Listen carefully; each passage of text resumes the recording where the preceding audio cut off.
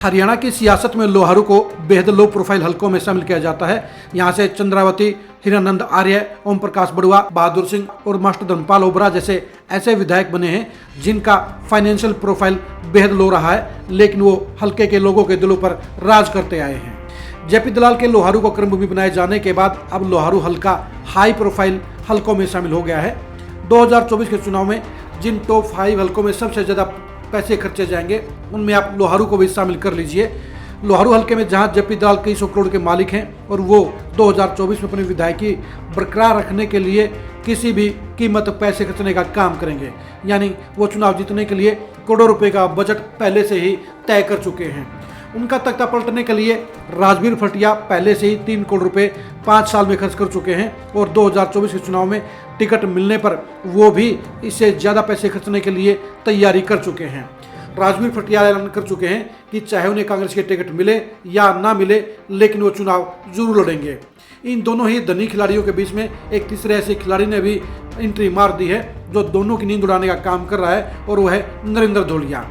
लोहारू के गागड़वास गांव में 15 करोड़ से ज़्यादा की लागत का घर बनाकर पूरे हरियाणा के ग्रामीण नेताओं में सबसे बड़ा घर बनाने वाले नरेंद्र धोलिया 2024 के चुनाव में एक बड़े खिलाड़ी के तौर पर एंट्री मारने का काम कर गए हैं। वो भी कह रहे हैं कि हर हालत में चुनाव लड़ने का काम करेंगे, यानी चाहे कांग्रेस की टिकट मिले या ना मिले वो चुनाव जरूर लड़ेंगे। इन तीनों ही दलबलियों के बीच में चुनाव जीतने के लिए सिरदर्द की बाजी लगेगी और ऐसे में लोहारू हल्के का चुनावी घमासान 100 करोड़ से ज़्यादा का खर्चे का पार कर सकता है। यानी हरियाणा के जिन हलकों में सबसे ज़्यादा खर्चे जाएंगे उनमें लोहारू हल्के को आप गिन लीजिए। लोहारू हल्के में इन तीनों दलबलियों के अलावा जो 3 अन्य नेता मेहनत कर रहे हैं उनके नाम है पूर्व IAS जगदीप सिंह, नरेंद्र गागड़वास और सोमवीर सिंह। सोमवीर सिंह 2005 में यहाँ से विधायक बने थे और वो पैसे खर्चने के मामले में कंजूस माने जाते हैं। नरेंद्र गागड़वास भी मीडियम क्षमता के खिलाड़ी हैं। इनके अलावा IAS जगदीप सिंह ने अपनी ज़िंदगी में जितनी सैलरी अर्जित नहीं की है उससे 100 गुना ज़्यादा पैसे तो राजवीर फटिया पिछले 4 साल में खर्च चुके हैं। यानी इन बड़े तीनों ही दलबली नेताओं के सामने ये तीनों नेता पैसे के मामले टक्कर नहीं ले पाएंगे। ये तय हो चुका है, तीनों ही दलबली 2024 के चुनाव में जरूर चुनावी दंगल में उतरने का काम करेंगे, जिसके चलते लोहारू सीट पर सबसे ज़्यादा घमासान मचने के आसार हैं। जेपी दलाल लोहारू हल्के की नब्ज को पहचान चुके हैं। वो यहाँ से 3 चुनाव लड़ चुके हैं, 2 चुनाव में उनको हार मिली और तीसरे चुनाव में जीत मिली और जीत के बाद वो मंत्री भी बने। जेपी दलाल जानते हैं कि 2024 का चुनाव अगर वो जीत गए तो फिर लंबे समय तक वो यहाँ पर अपनी सियासत का डंका बजा सकते हैं। इसलिए जहाँ उन्होंने टेल तक पानी पहुँचाने का काम किया, वहीं कृषि मंत्री के तौर पर लोहारू हल्के के किसानों को सबसे ज़्यादा मुआवजा देने का दावा भी किया।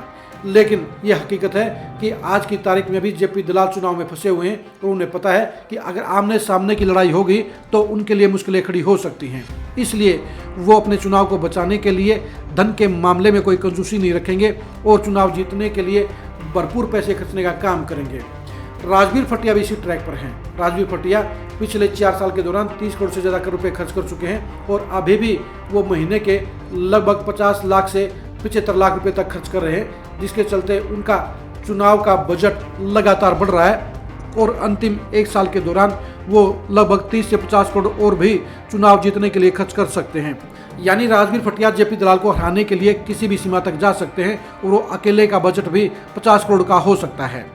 नरेंद्र धोलिया ने अपने पत्ते नहीं खोले हैं, लेकिन 15 करोड़ का मकान बनाने वाले नरेंद्र धोलिया निश्चित तौर पर इन दोनों ही प्लेयरों के बीच में किसी भी तरीके से अपने को लाइट वेट नहीं रहने देंगे और वो इस चुनावी दंगल को ट्रायंगल बनाकर चुनाव जीतने के लिए हर मुमकिन कोशिश करेंगे।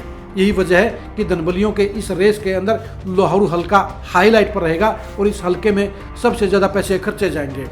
ऐसे में बाकी 3 प्लेयरों के लिए मुश्किलें खड़ी होंगी, क्योंकि IAS जगदीप सिंह का भी एक छोटा सा सीमित बजट है, तो वहीं नरेंद्र गागड़वास और सोमवीर सिंह भी इस मामले में नहीं उनके सामने टिक सकते हैं। यही वजह है कि 2024 के चुनाव में कांग्रेस की टिकट नहीं मिलने पर ना तो सोमवीर सिंह चुनाव लड़ेंगे, ना ही नरेंद्र गागड़वास चुनाव लड़ेंगे और ना ही IAS जगदीप सिंह चुनाव लड़ेंगे।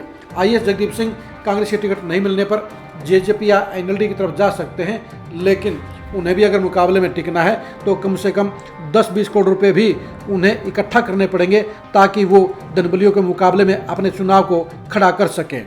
लेकिन चुनाव की गहमा गहमी अभी से ये संकेत कर रही है कि लोहारू की सीट जीतने के लिए जहां वोटरों का भरपूर आशीर्वाद चाहिएगा, वहीं पैसे की बरसात भी लोहारू हलके में नजर आएगी।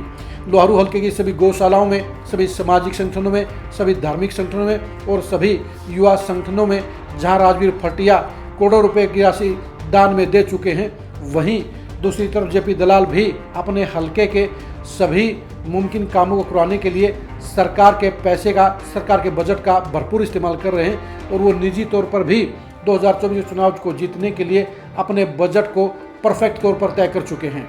जेपी दलाल भी जानते हैं कि उनके सामने राजवीर फटिया जैसा बड़ा खुले दिल का खिलाड़ी खड़ा है, तो अब नरेंद्र दौड़िया के तौर पर भी उनके सामने नई चुनौती पेश हो गई है।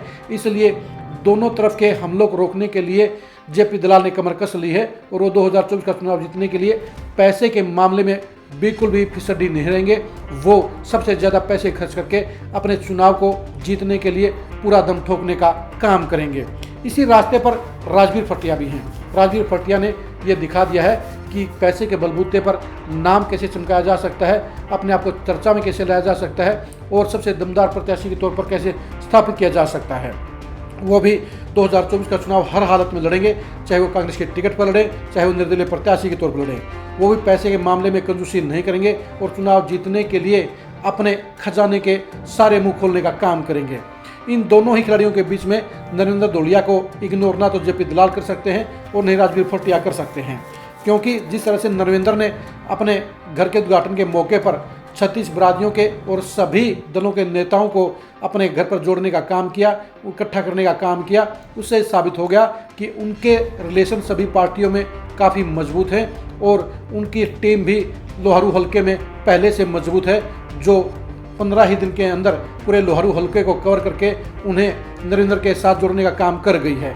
यानी नरेंद्र दौड़िया भी पैसे के मामले में भी कमज़ोर नहीं है और वो भी जेपी दलाल और फटिया के बराबर ही ताल ठोकने का काम करेंगे।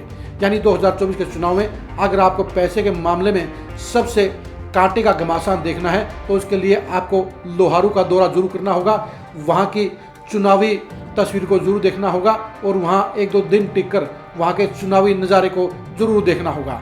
2024 के चुनाव में लोहारू में होने वाले 100 करोड़ के चुनावी घमासान को देखने के लिए, जानने के लिए आप खरी खरी न्यूज़ के साथ बने रहिएगा। आप हमारे फेसबुक पेज को लाइक कीजिए, आप हमारे यूट्यूब चैनल को सब्सक्राइब कीजिए। नमस्कार।